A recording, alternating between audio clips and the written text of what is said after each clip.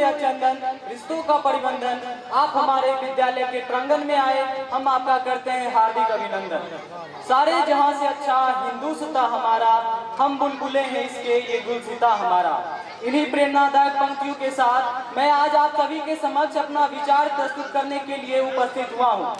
तिरंगा केवल 3 रंगों का कपड़ा नहीं, यह हम करोड़ों भारतीयों के सपनों, संघर्षों और बलिदानों की जीवंत प्रतीक है। मंचासीन सभी गणमान्य अतिथिगण, निदेशक महोदय, प्रधानाचार्य महोदया, आदरणीय सभी शिक्षकगण एवं मेरी एक प्रिय साथियों, आप सभी को मेरा रूहानी इस्तकबाल। आज भारत सिर्फ उत्सव ही नहीं मना रहा है, बल्कि आत्मसमर्पण कई वीरों के आत्मसमर्पण का भी दिन है। आज वह दिन है जब हम उन अमर वीरों को श्रद्धांजलि अर्पित करते हैं जिन्होंने अपने प्राणों की आहुति देकर हमें स्वतंत्र भारत का अमूल्य उपहार दिया। तो आइए आज हम उन अमर वीरों के लिए कुछ अमर पंक्तियां प्रस्तुत करता हूं कि दीप उनकी कब्र पर जलेगी सदा, जिसने तन दे दिया है वतन के लिए, फूलमाला समर्पित हमारी उन्हें, जिसने सर दे दिया है वतन के लिए, जिसने सर दे दिया है वतन के लिए। जैसा कि हम सब जानते हैं कि 15 अगस्त 1947 के दिन हमारा देश आजाद हुआ। इस आजादी के इतिहास से कोई वंचित नहीं कि कितने संघर्ष और बलिदानों के पश्चात हमारा देश आजाद हुआ। आजादी की नींव तो सन 1857 ईस्वी में ही पड़ चुकी थी, जिसमें वीर शहीद तात्या टोपे, मंगल पांडे, वीर कुंवर सिंह और रानी लक्ष्मीबाई जैसी कई वीरांगनाओं ने अपने अदम्य साहस का परिचय देते हुए हम भारतीयों को अपना आवाज बुलंद करने का हौसला दिया और आजादी का मार्ग प्रशस्त किया। इस पर मैं कहना चाहूँगा कि आज़ादी की कभी शाम नहीं होने देंगे, शहीदों की कुर्बानी बदनाम नहीं होने देंगे। बची हो जो एक बूंद भी गर्म लहू की, तब तक भारत माता का आंचल नीलाम नहीं होने देंगे, तब तक भारत माता का आंचल नीलाम नहीं होने देंगे।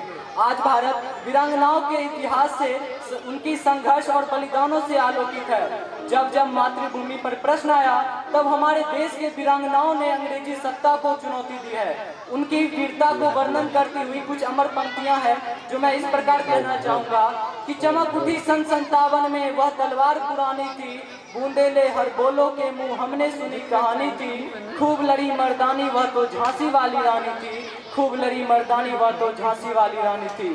सन 1857 के बाद भी हमारा स्वतंत्रता संग्राम त्याग, साहस और बलिदान की अमर गाथा है।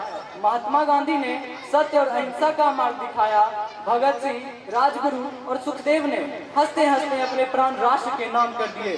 सुभाष चंद्र बोस जी का नारा आज भी हम भारतीयों के दिल में जोश भर देता है कि तुम मुझे खून दो, मैं तुम्हें आजादी दूंगा। लेकिन साथियों, समाज में कायर व्यक्ति को सम्मान नहीं मिलता। वो अपने कायरता के कारण अपने योग्यताओं से वंचित रहते हैं। इस पर हमारे महान कवि विलियम शेक्सपियर जी का कहना है कि coward die many times before their actual death and but valiant taste death but once. आज़ादी सिर्फ 1947 में प्राप्त हुई उपलब्धि नहीं है, यह हर पीढ़ी को अपने कर्मों से बचानी होती है। यदि हम भ्रष्टाचार, जातिवाद, हिंसा, वायु प्रदूषण और अशिक्षा जैसी समस्याओं को समाप्त करने का प्रयास नहीं करेंगे तो स्वतंत्रता का वास्तविक अर्थ अधूरा रह जाएगा। आज भारत विज्ञान, खेल, शिक्षा और अंतरिक्ष के क्षेत्र में नई नई ऊंचाइयों को छू रहा है। किसी भी राष्ट्र के लिए उसकी सबसे बड़ी शक्ति उसकी युवा पीढ़ी होती है। हाल ही के दिनों में डगमगाती शिक्षा व्यवस्था को लेकर हमारे देश के युवाओं ने अपने चिंता और अपेक्षाओं को लोकतांत्रिक तरीके से सामने रखने का प्रयास किया है। यह हमें बताता है कि लोकतंत्र में अधिकारों के साथ साथ जिम्मेदारियां भी उतनी ही महत्वपूर्ण है। इस पर स्वामी विवेकानंद जी का एक कथन है कि कथानक व्याकरण समझे तो सुरभित छंद हो जाए, हमारे देश में फिर से सुखद मकरंद हो जाए। मेरे ईश्वर मेरे दाता है दुनिया मांगती तुझसे, युवा पीढ़ी संभल करके विवेकानंद हो जाए, युवा पीढ़ी संभल करके विवेकानंद हो जाए। इसी प्रेरणा को अपनाते हुए आज युवाएं हर क्षेत्र में अपना परचम लहरा रहे हैं। युवा जागेगा, भारत आगे बढ़ेगा, युवा बदलेगा, भारत विश्व का नेतृत्व करेगा। मानसिक दुर्बलताओं पर प्रहार चाहिए, अदम्य साहस और सिंह की दहाड़ चाहिए। काल के कराल गाल में समा रहा युवा भारत, इसे बचाने के लिए संकल्पों का पहाड़ चाहिए। इसे बचाने के लिए संकल्पों का पहाड़ चाहिए।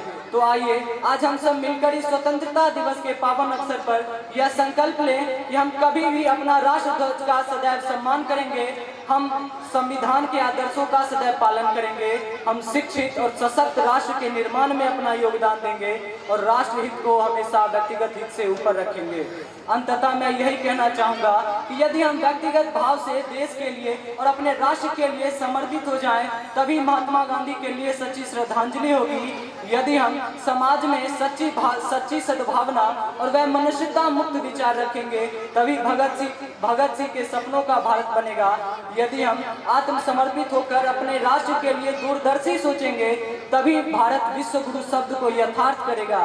वरना ये बातें सिर्फ किताबी तकिया कलाम बनकर रह जाएगी किताबी तकिया कलाम बनकर रह जाएगा और ये भाषण और स्वतंत्रता समारोह औपचारिकता मात्र होगी। इन्हीं विचारों के साथ मैं अपनी वाणी को विराम देता हूँ।